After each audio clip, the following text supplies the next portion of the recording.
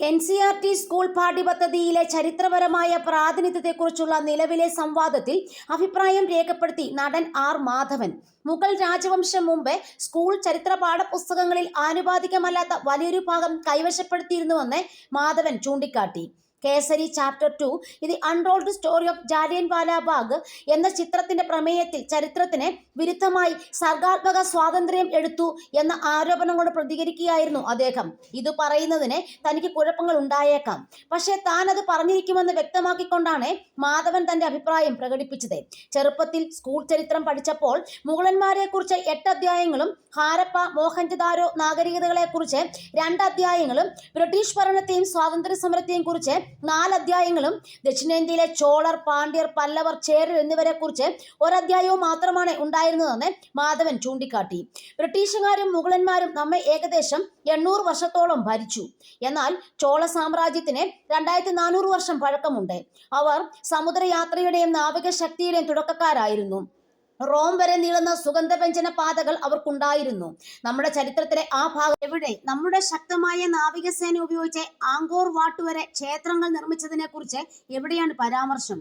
ജൈനമതവും ബുദ്ധമതവും ഹിന്ദുമതവും ചൈനയിലേക്ക് വ്യാപിച്ചു. കൊറിയയിലെ ആളുകൾ പകുതി തമിഴ് സംസാരിക്കുന്നു. കാരണം അത്രത്തോളം നമ്മുടെ ഭാഷ എത്തിച്ചേർന്നു. ഇതെല്ലാം നമ്മളൊരു അധ്യായത്തിൽ മാത്രം ഒതുക്കി, അദ്ദേഹം കൂട്ടിച്ചേർത്തു.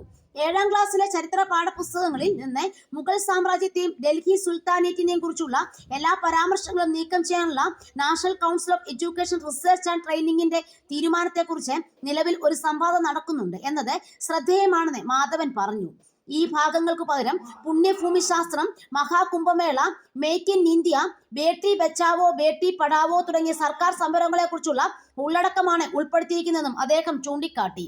തമിഴിനെ അവഗണിക്കുന്നുവെന്ന തരത്തിലുള്ള വിമർശനവും അദ്ദേഹം ഉന്നയിച്ചു. ഇതാരുടെ വ്യാഖ്യാനമാണ്? ആരാണ് സിലബസ് തീരുമാനിച്ചത്? ലോകത്തിലെ ഏറ്റവും പഴക്കം ചെന്ന ഭാഷയാണ് തമിഴ്. പക്ഷേ ആർക്കും അതിനെക്കുറിച്ച് അറിയില്ല. നമ്മുടെ സംസ്കാരത്തിൽ ഒളിഞ്ഞിരിക്കുന്ന ശാസ്ത്രീയ അറിവുകൾ ഇപ്പോൾ പരിഹസിക്കപ്പെടുകയാണ്. കേസരി ചാപ്റ്റർ 2 ഈ ആഖ്യാനം മാറ്റുന്നതിനുള്ള ഒരു ചുവടുവെപ്പാണ്. ഞങ്ങൾക്ക് കാര്യങ്ങൾ ശരിയാക്കണമെങ്കിൽ ചെറിയ സ്വാതന്ത്ര്യങ്ങൾ എടുത്തതിന് ഞങ്ങളെ കുറ്റപ്പെടുത്തരുത്. ഞങ്ങൾ ആഖ്യാനം മാറ്റിയിട്ടുണ്ടെങ്കിൽ മാത്രം പറയുക. ചരിത്രത്തോട് നീതി പുലർത്താത്ത ഒരു കാര്യവുമായി ഞങ്ങൾ വരികയാണെങ്കിൽ മാത്രം ഞങ്ങളെ കുറ്റപ്പെടുത്തുക. ചരിത്രത്തെക്കുറിച്ചുള്ള സത്യം പുറത്തു കൊണ്ടുവരുന്നതിനെ ഞങ്ങളെ കുറ്റപ്പെടുത്തരുതെന്നും അദ്ദേഹം പറഞ്ഞു.